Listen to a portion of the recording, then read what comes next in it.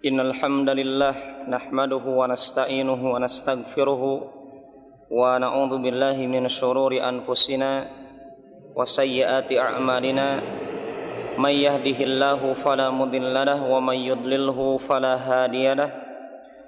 Wassalatu wassalamu ala Rasulillah wa ala alihi wa ashabihi wa man tabi'a hudahu bi ihsanin ila qiyamis sa'ah, amma ba'd. Hadirin hadirat yang dimuliakan oleh Allah Subhanahu wa taala. Assalamualaikum warahmatullahi wabarakatuh. Alhamdulillahirabbil alamin. Di kesempatan kali ini kita duduk bersama dalam majelis ilmu. Akan kita pelajari bagaimana tata cara wudunya Rasulullah sallallahu alaihi wasallam.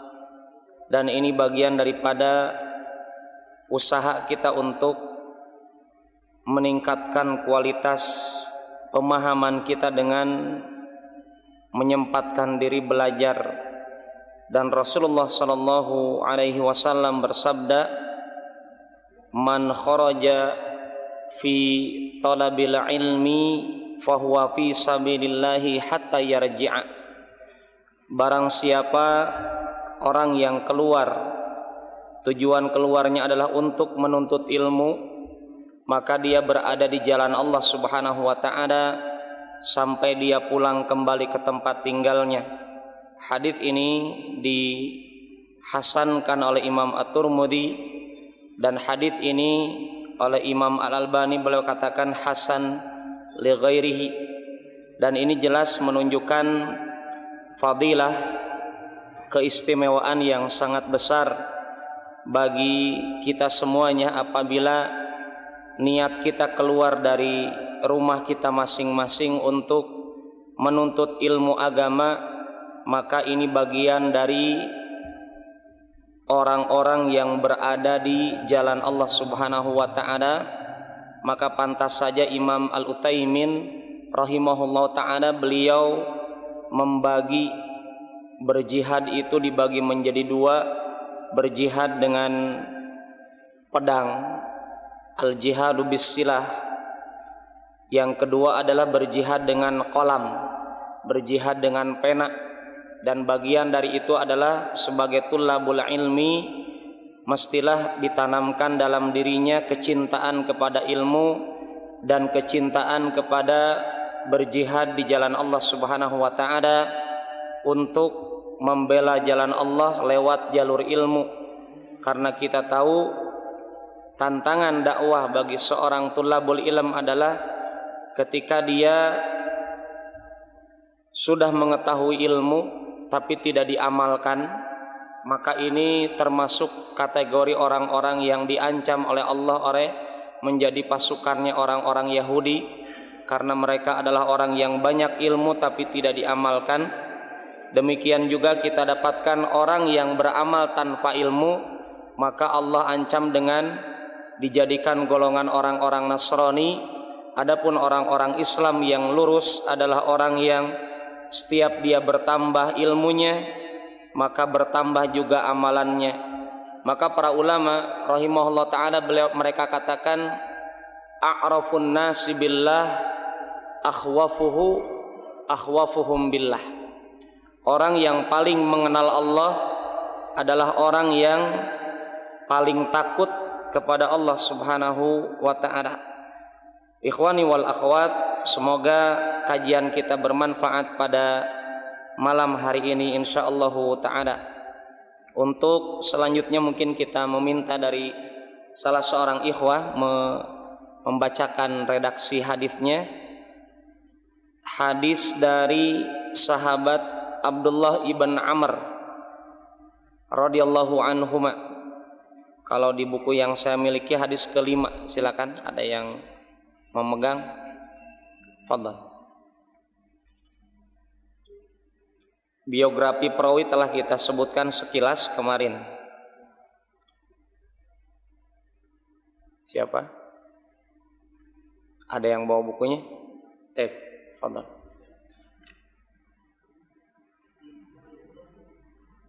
Taib, mungkin.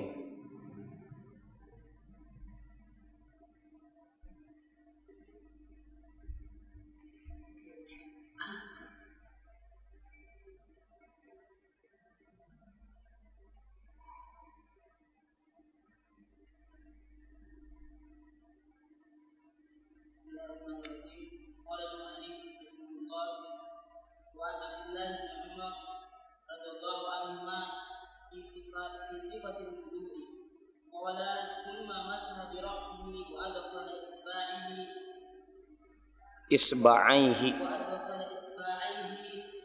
سباحتين في أذنيه ومسح بإبهاميه ظاهر أذنيه أخرجه أبو داود والنسائي وصححه ابن خزيمة.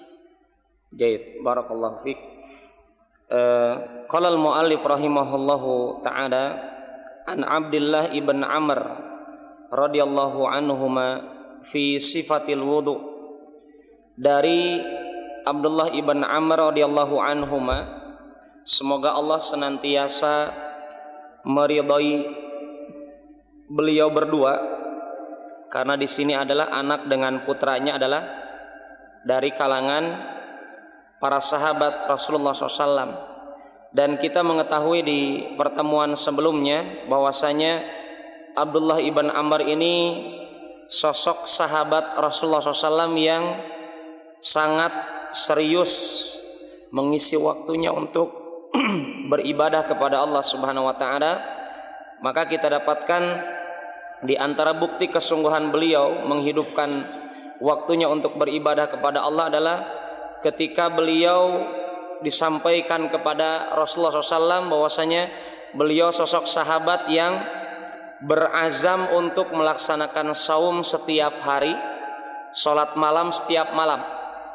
Ya, kemudian Rasulullah SAW menegurnya, mengingatkan sahabat Abdullah ibn Amr ini untuk mengerjakan saum, kalau tidak dengan saum Daud. Juga kalau tidak dengan saum Daud, kita dapatkan Abdullah ibn Amr mengatakan inni atiqu ala dzalik. Aku masih sanggup ya Rasulullah SAW. Ya, aku masih sanggup untuk mengerjakan saum lebih daripada itu. Maka kita dapatkan dari Rasulullah SAW berdasarkan hadis riwayat Bukhari, demikian juga hadis riwayat Imam Muslim rahimahumullah ta'ala, ketika beliau disarankan untuk melaksanakan saum, beliau katakan apa? Aku sanggup melaksanakan saum setiap hari. Kemudian Rasulullah mengatakan cukup engkau kerjakan 3 hari dalam 1 bulan, yaitu saum Ayyamul Bid. Tetapi beliau katakan aku masih sanggup untuk mengerjakan lebih dari itu. Kemudian beliau katakan, Rasulullah mengatakan alaihi salatu wassalam, kerjakanlah saum 1 hari, ya, kemudian berhenti 2 hari. Saum apa kemarin? Saum Senin Kamis. Kemudian Abdullah ibn Amr mengatakan, aku masih sanggup ya Rasulullah SAW. Kalau cuma Senin Kamis berarti 1 bulan cuma 8 kali, ya. Padahal aku harapkan 1 bulan 30 hari, 30 kali aku saum. Maka Rasulullah SAW mengatakan, kerjakanlah saumnya Nabi Daud, saum 1 hari, berbuka satu hari. Dan ini adalah diantara akhir dari solusi Rasulullah SAW yang maksimal kepada seseorang untuk melaksanakan saum yang disarankan kepada Abdullah ibn Amr, kecuali kita dapatkan dalil dari Rasulullah SAW ketika seseorang telah berjumpa dengan bulan Sya'ban. Kita dapatkan para ulama, jumhur ulama mengistinbatkan atau mengambil kesimpulan bolehnya kita memperbanyak saum di bulan Sya'ban sebagaimana yang dikerjakan oleh Rasulullah SAW, dan para sahabat pun mengerjakan dan tidak dilarang. Kemudian juga kita dapatkan Abdullah ibn Amr, beliau meminta izin untuk menghatamkan Al-Quran setiap hari 30 juz. Tetapi ini dilanggar ataupun dilarang dan dinasehati oleh Rasulullah SAW. Tatkala itu maka diberikanlah apa? Negosiasi untuk, ya Rasulullah, bagaimana kalau 20 hari? Ya, tetap dilarang sampai 10 hari sampai 7 hari sampai kepada kalimat 3 hari. Ya, maksimalnya orang atau minimalnya orang menghatamkan Al-Quran adalah dalam jangka waktu 3 hari. Inilah Abdullah ibn Amr radhiyallahu anhuma di dalam beribadah kepada Allah Subhanahu wa ta'ala. Kemudian beliau katakan berkaitan dengan sifat tata cara wudunya Rasulullah SAW, beliau katakan ini hadis dikutip oleh Ibnu Hajar Al-Asqalani. Redaksi hadisnya adalah petikan, tidak seluruhnya. matannya, tetapi diambil sebagian. Tsumma masaha sallallahu alaihi wasallam bi ra'sihi. Kemudian Rasulullah sallallahu alaihi wasallam disaksikan oleh Abdullah ibn Amr masaha, mengusap, bi ra'sihi, kepalanya, wa adkhala isba'aihi, dan beliau alaihi salatu wasalam memasukkan kedua jarinya, as-sabbahataini, yang senantiasa bertasbih. Hal ini kenapa oleh Abdullah ibn Amr dikatakan dua jari ini dikatakan dua jari yang senantiasa bertasbih, ketika kita dapatkan ketika tasyahud akhir atau tasyahud awal dalam sholat, kita menunjuk telunjuk kita ketika mengucapkan kalimat asyhadu ataupun ketika bertasyahud, ya. Kita dapatkan ini adalah kenapa Abdullah ibn Amr menjuluki dua jari ini dengan kalimat as-sabbahataini, yang senantiasa bertasbih, ya. Jadi dua telunjuk inilah yang disaksikan oleh Abdullah ibn Amr, yang dimasukkan oleh Rasulullah SAW kemana? Ke telinga, ya. Fi udunaihi, ke kedua telinganya baginda Rasulullah SAW. Wa masaha bi ibhamaihi dhahira udunaihi. Kemudian Rasulullah SAW mengusap dengan jempolnya beliau, dengan kedua jempolnya beliau apa? Dhahira udunaihi, bagian yang belakangnya dari kedua telinganya. Akhrajahu Abu Dawud wa sahhahahu Ibnu Khuzaimah. Dari sini ikhwan dan akhwat yang dimuliakan oleh Allah Subhanahu wa taala, kita mendapatkan adanya dalil tentang persyariatan diusapnya kedua telinga dalam berwudu. Dan dalam berwudu kedua telinga ini tidak dibasuh, tidak dicuci, tetapi diusap.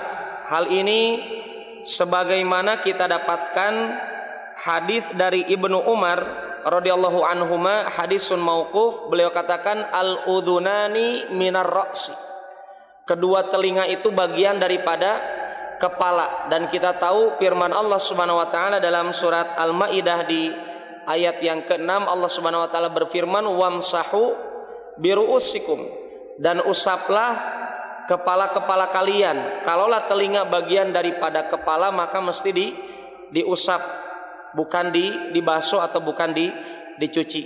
Kemudian dari hadis ini kita juga mendapatkan ilmu bahwasanya sifatnya mengusap telinga adalah dengan memasukkan kedua jari telunjuk ke dalam telinga kita, kemudian apa? Menempatkan jempol kita di belakang.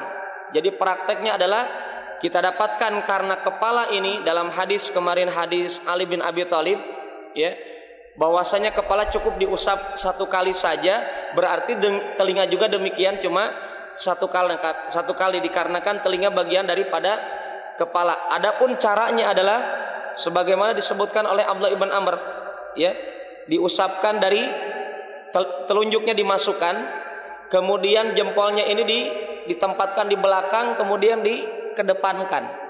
Cukup satu kali ini. Dan ini hukumnya sunnah, ya. Ini hukumnya sunnah. Dan jelas seseorang ketika mengetahui hal ini, jelas dia akan meraih pahala sunnah ini ketika dia menjaganya. Dengan hal ini, ketika seseorang misalkan memasukkan telunjuknya, misalkan kelingkingnya begini, boleh tidak boleh? Tidak masalah, tetapi dia telah terlewat pahala sunnahnya Rasulullah SAW dengan memasukkan telunjuk. Karena intinya apa, ikhwan?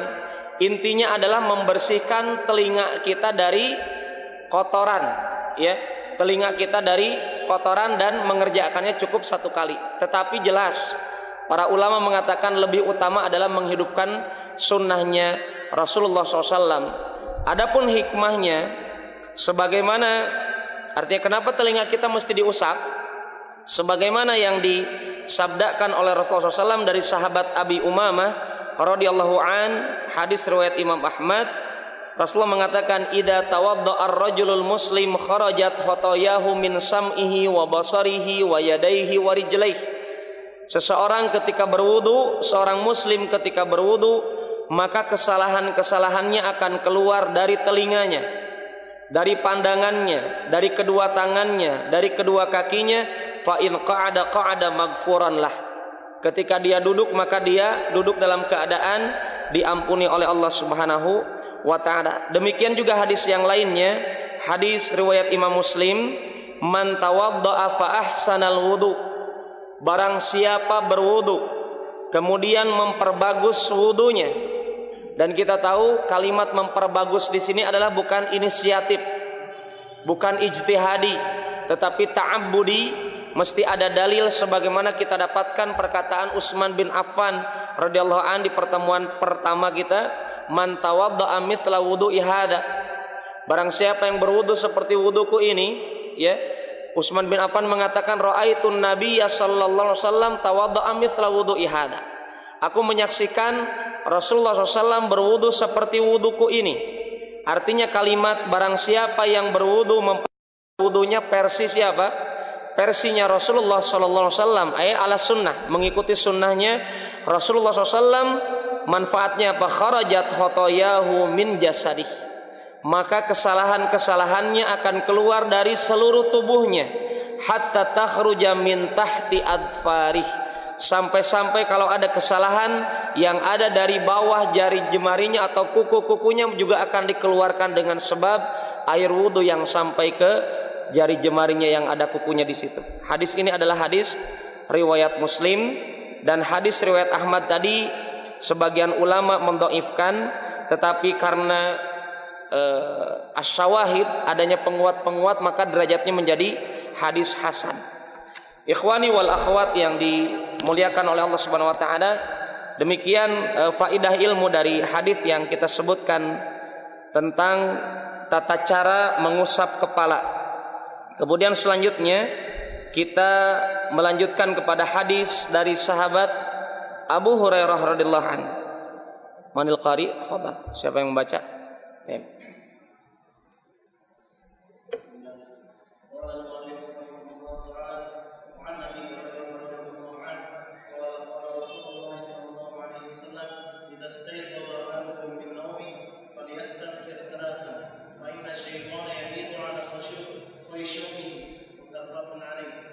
Tayyib, barakallahu fikum.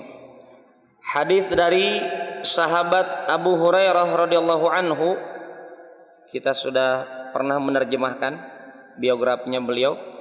Abu Hurairah radhiyallahu an, beliau katakan, qala Rasulullah sallallahu alaihi wasallam, bersabda Rasulullah sallallahu alaihi wasallam, idza staiqadha ahadukum min naumihi, atau dalam redaksi yang lain min manamihi, idza staiqadha, apabila salah seorang atau apabila bangun, ahadukum salah seorang di antara kalian, min manamihi dari tidurnya, atau min naumihi dari tidurnya, falyastanfir thalathan, hendaklah dia istinsar. Apa itu istinsar? Mengeluarkan air dari hidung 3 kali. Fa inna syaitana yabitu ala khaysumihi, dikarenakan setan itu bermalam di rongga hidungnya. Hadis muttafaqun alaih. Kemudian berkaitan dengan hadis ini, ikhwan dan akhwat, pernah kita bahas dalam etika bangun tidur ketika kita kajian ensiklopedi adab Muslim, tetapi ada beberapa hal yang mungkin ada tambahan ilmu, ziyadatu ilmin buat kita semuanya dalam buku ini yang disebutkan oleh penulis. Dari hadis ini, pertama derajat hadisnya sudah jelas, hadis Bukhari Muslim. Yang kedua, hadis ini menunjukkan dalilnya wajib. Kita lihat, wajibnya beristinthar 3 kali ketika bangun dari tidur. Karena Rasulullah mengatakan apa? Falyastanthir. Ya. Kita tahu dalam berwudu ada istilah madmadah, istinsak dengan istinthar. Madmadah itu apa? Berkumur-kumur. Istinsak menghirup air ke hidung. Istinthar mengeluarkan air dari hidung. Yang dimaksud dalam hadis ini adalah kalimat yang ketiga, yaitu istinthar. Hukumnya dalam konteks bangun tidur, hukumnya adalah diwajibkan berdasarkan hadis ini, karena Rasulullah SAW mengikat kalimat mengeluarkan air dari hidung ini. Kalimatnya apa? Pertama perintah, dan kita tahu hukum asal perintah apa? Wajib. Wal fauriyah, mesti segera dikerjakan. Artinya orang yang meninggalkan hal ini ketika bangun tidur berarti dia dosa besar. Karena apa? Kita memahami ini adalah hukumnya wajib, bukan sunnah. Ya, maka inilah maksudnya istinsar. Kenapa kita lihat wajib? Kata penulis, dikarenakan Rasulullah mengatakan perintah. Falyastantir, maka hendaklah dia mengeluarkan air dari hidung. Kapan terjadinya? Idastaiqadha ahadukum, ketika seseorang bangun dari tidurnya, ya. Dan namanya bangun dari tidur di sini Rasulullah kaitkan dengan kalimat apa? Yabit. Al-mabit. Mabit ini bukan singkatan malam bina iman dan takwa, ya. Itu istilah yang santer di Indonesia. Padahal mabit ini adalah tempat bermalam, dari kata bata yabitu. Mabit, ya. Mabit seperti dari kata baitun, rumah. Kenapa rumah dikatakan bait? Karena lebih dominannya orang kalau bermalam itu kapan? Di rumahnya. Tidur itu kapan? Di malam hari. Maka dikatakan bait karena lebih dominan orang tinggal di rumah kapan? Malam hari. Siang harinya untuk apa? Untuk cari nafkah. Taib. Mabit ini menjadikan alasan kuat kata para ulama apa? Wajibnya orang bangun tidur mengeluarkan air dari hidung terjadi kapan? Ketika bangun malam hari, bukan bangun siang hari. Ini berdasarkan redaksi hadis, ya. Berdasarkan redaksi hadis. Artinya ketika antum nanti bangun malam, ya, insyaallah taala kemudian diingat hadis ini bahwasanya mengeluarkan air dari hidung itu hukumnya wajib. Dan itu air dikeluarkan dari hidung bukan ingus, ya. Karena hadis ini kata para ulama apa? Berkaitan dengan istinsak dalam berwudu, ya. Para ulama dengan hadis ini mengaitkan kalimat mengeluarkan air dari hidung ada dua pendapat, ada dua keadaan. Pertama, mengeluarkan air dari hidung ketika dia bangun tidur, mau pakai wudhu dulu atau tidak. Bisa dipahami? Artinya bangun tidur antum hirup air ke hidung kemudian dikeluarkan ketika bangun tidur malam, itu memahami redaksi hadis ini.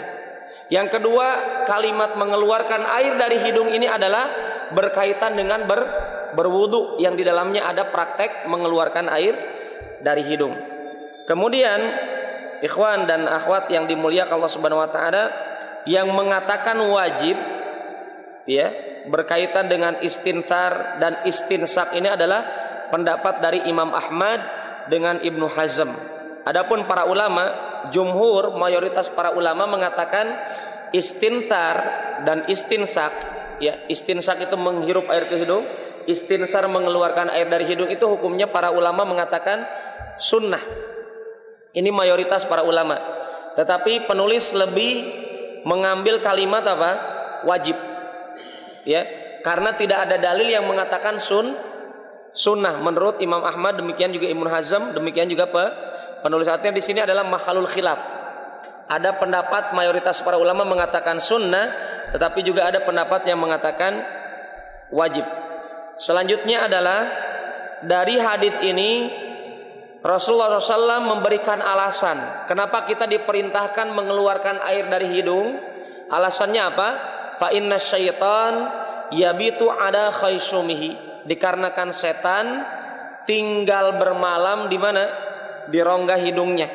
Dan ini adalah ilahnya adalah ilah yang ghairu ma'qulatil makna, ya. Sebagian ulama mengatakan alasannya kenapa mesti di hidung, bisa saja di telinga ataupun di hatinya. Kenapa Rasulullah mengarahkannya kepada hidungnya? Ini adalah alasannya ghairu ma'qulatil makna, tidak bisa diterima oleh akal. Akal kita belum bisa mencerna, tetapi kita katakan ini adalah berita dari Rasulullah SAW, jelas ada hikmahnya, ada pelajaran berharga dari hal ini, tetapi kita dapatkan kita mengerjakan hal ini dikarenakan apa? Ada perintah dari Rasulullah SAW, minimal ketika kita tahu kita kerjakan walaupun kita tidak tahu alasannya apa. Ya, ketika kita tidak tahu alasannya apa. Tetapi kalau kita dapatkan mungkin ada hikmahnya. Setelah kita menghirup air ke hidung, mungkin saraf kita lebih fresh dan lebih tenang dan lebih segar lagi, kita katakan itu hikmah. Tetapi kita tahu para ulama usul fikih mengatakan al aslu fil ahkam al aslu fil ibadah annaha la tu'allal. Hukum asal dalam beribadah jangan cari alasan. Selama itu ada perintahnya kita kerjakan, selama itu ada larangannya kita tinggalkan. Adapun hikmah itu adalah bagian daripada apa? Pelengkap saja. Sebagaimana kita tahu para sahabat tidak pernah bertanya kepada Rasulullah SAW, kenapa kalau kentut batal wudu, kenapa yang dibasuh bukan muka bagian bawah, maaf, tetapi bagian atas. Ini adalah al aslu fil ibadah annaha tu'allal. Kenapa sholat subuh 2 rakaat dan seterusnya, ya? Kenapa kita tidak baca ketika menyambut bulan Ramadan dan seterusnya? Ini adalah al aslu fil ibadah annaha la tu'allal. Taib. Kemudian selanjutnya mungkin hadis yang akan kita baca karena ini melengkapi pembahasan kita sebelumnya. Tafadhal, rincian ya berkaitan dengan sifat wudu, kan kita sudah dapatkan penjelasan dari sahabat Utsman ketika beliau mempraktekkan di hadapan seorang tabi'in yang bernama Humran, ya. Selanjutnya kita minta siapa lagi yang membaca bergiliran dari ikhwah. Tafadhal.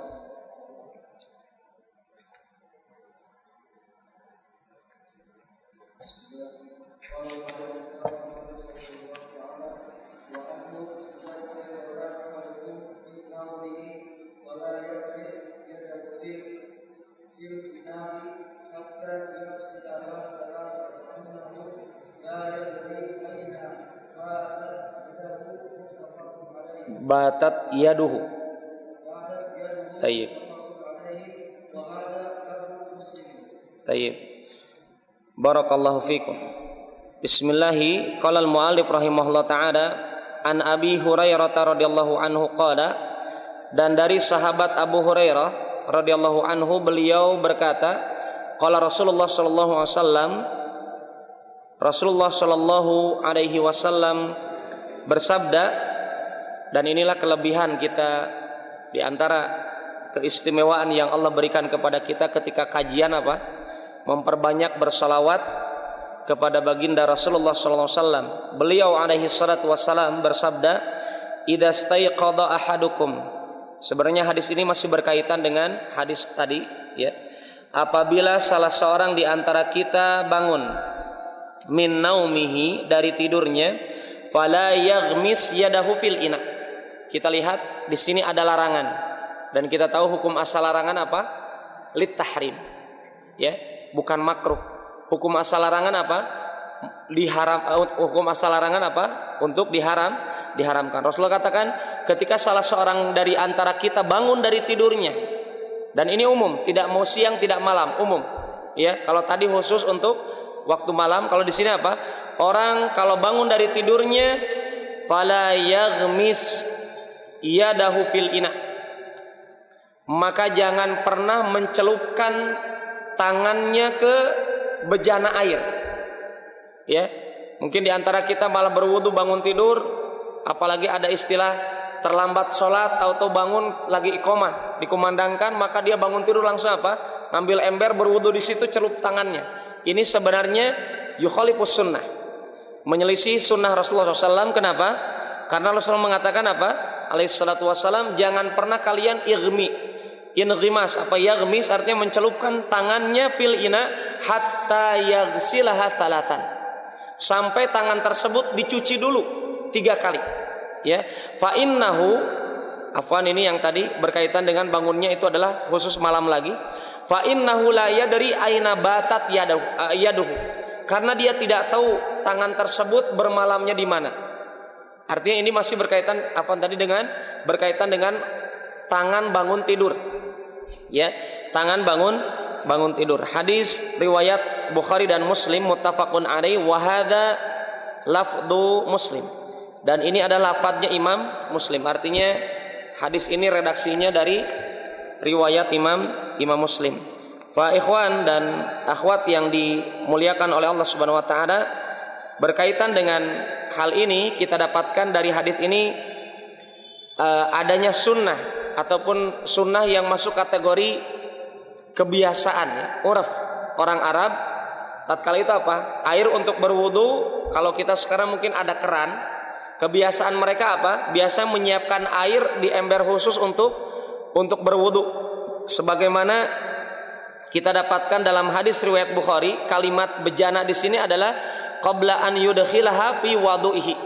Sebelum dia memasukkan tangannya itu di air berwudu. Berarti memang ada kebiasaan dari Rasulullah dengan para sahabat ridwanullah alaihim apa? Menyiapkan air untuk khusus untuk berwudu.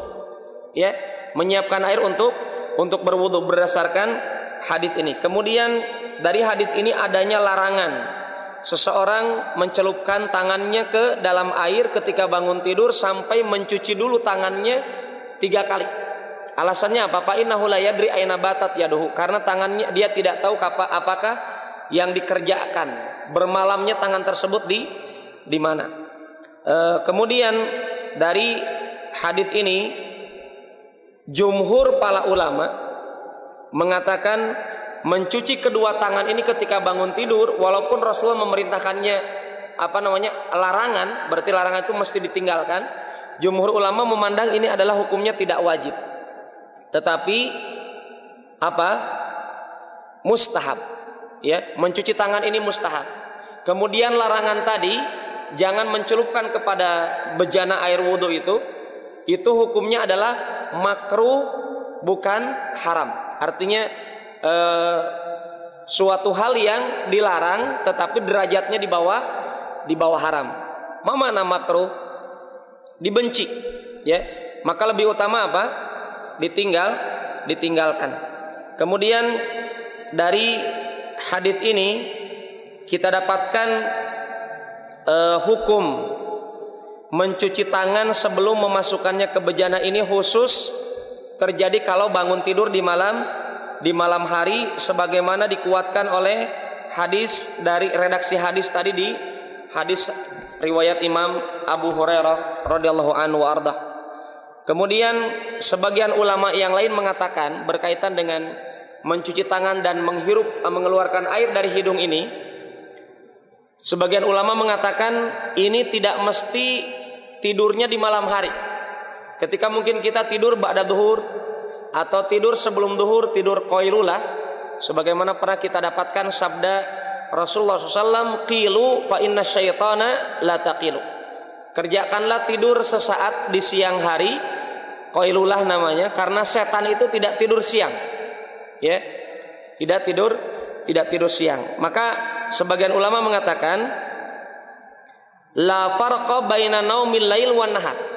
Tidak ada bedanya mau tidur malam hari atau siang hari, tangan kita mesti dibersihkan dulu dibersihkan dulu tangan kita 3 kali sebelum memasukkan ke air untuk berwudu. Imam Al-Khattabi beliau katakan, fil hadithi minal ilmi annal akhda bil wathiqa wal amal bil ihtiyat fi babil ibadat aula. Beliau katakan, beliau condong sebagaimana Ibn Baz rahimahullah ta'ala, orang bangun tidur mau siang mau malam cuci dulu tangannya. Al-Khattabi beliau katakan, hadis ini ada ilmu bahwasanya mengambil sesuatu yang terpercaya dan mengamalkan dengan kehati-hatian itu lebih utama. Artinya apa? Memang dalam hadis dikatakan kalimat bermalam. Tetapi Ibn Baz dengan Al-Khattabi rahimahumullah ta'ala, mereka katakan lebih utama untuk menjaga kehati-hatian kita membersihkan dulu sebelum mencelupkan tangan kita ke tempat berwudu. Ini untuk kehati-hatian. Kemudian yang selanjutnya, hikmahnya kenapa kita diperintahkan untuk mencuci kedua tangan kita ini setelah bangun tidur, ya, mau siang ataupun malam. Ada 2 kemungkinan. Yang pertama, hikmah yang ma'kulatul makna. hikmah yang secara akal logika kita bisa terima. Kenapa? Ketika orang tidur, ini secara akal, ketika orang tidur dia bisa jadi apa? Tangannya kemana-mana. Sebagaimana diungkapkan oleh Imam Asy-Syafi'i rahimahullah ta'ala tentang ahlul Hijaz, orang-orang yang berada di negeri Syam. Mereka katakan apa? Mereka biasanya ya, orangnya karena daerah Hijaz itu adalah daerah panas, sehingga kata Imam Syafi'i apa? Rubbama ariqa ahdukum idza nama. Boleh jadi orang tidur, dan ini cocok ahlul Hijaz, cocok kita misalkan seperti orang Kendari kalau tidak musim hujan ya. Ahlul Hijaz kata Imam Syafi'i karena negerinya panas, kalau tidur suka keluar keringat. Kemudian kata Imam Syafi'i apa? Fayahtamilu antatu fayaduhu adal mahal au ada bithratin au dami hayawan. Boleh jadi karena tangannya berkeringat, kemudian itu tangan kemana-mana ketika dia tidur, menyentuh tempat-tempat yang tidak pantas disentuh, mungkin kemaluannya, atau mungkin darah hewan, ya, atau mungkin kotoran-kotoran yang menjadikan sebab tangannya najis. Dan itu untuk menanamkan bagaimana etika bersuci dari Rasulullah SAW ketika bangun tidur pertama kali cuci dulu tangannya. Ini secara logika kata Imam Syafi'i bisa masuk akal. Tetapi yang kedua, alasan hikmah yang kedua adalah hadza ta'abbudiyun la yuqal makna. Ini adalah perkara ta'abbudi. Ya, secara akal kita belum bisa mencerna, tetapi ini ada perintah. Ya, ini ada perintah dari Rasulullah SAW, dan ini yang dipandang oleh Imam Ibnu Taimiyah rahimahullah ta'ala, bahwasanya perkara ini adalah perkara yang tidak bisa ataupun belum bisa dicerna oleh akal. Wallahu ta'ala alam bissawab. Kemudian berkaitan dengan tangan kita, kalaulah tadi diprediksikan oleh Imam Syafi'i dicelupkan dulu ke tempat wudhu tanpa mencuci dulu 3 kali, apakah tangan kita ini otomatis menjadikan air tadi najis atau tidak? Ya, ini ada pengembangan pembahasan apakah tangan kita yang dicelupkan itu najis atau tidak. Jumhur ulama mengatakan tidak. Ya, jumhur ulama memandang tangan kita yang dimasukkan ke tempat air wudhu tersebut walaupun tidak dicuci dulu, mayoritas para ulama mengatakan apa? Al-ma'u baqin ala tahuratihi. Airnya tetap suci, bisa untuk kita gunakan pakai untuk berwudu, ya. Tetapi apa? Perbuatan tersebut, orang tersebut mengerjakan hal tersebut berarti apa? Menghilangkan sunnahnya Rasulullah Sallallahu Alaihi Wasallam. Kemudian selanjutnya mungkin kita percepat. Saya inginkan kita percepat sehingga kita bisa praktekkan tata cara berwudu dengan satu gayung di masjid ini insyaallah taala setelah kita tuntaskan pembahasan kita pada bab wudu ini. Mungkin kami minta bacaan selanjutnya siapa? Fadhal.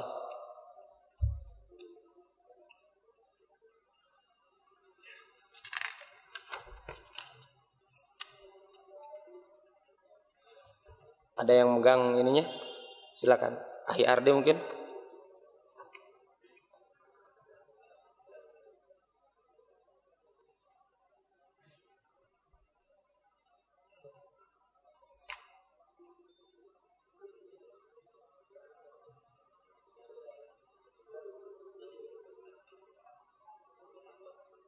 Taib. An Laqit ibn Sabir.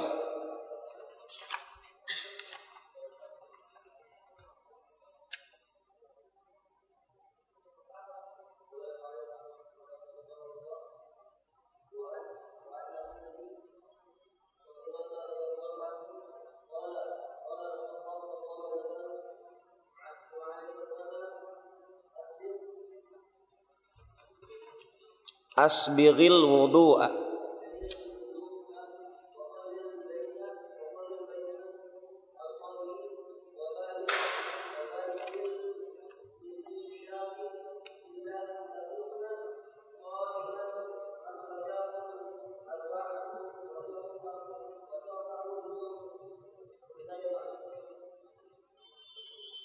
Taib, ada satu lagi mungkin Wali Abi Dawud.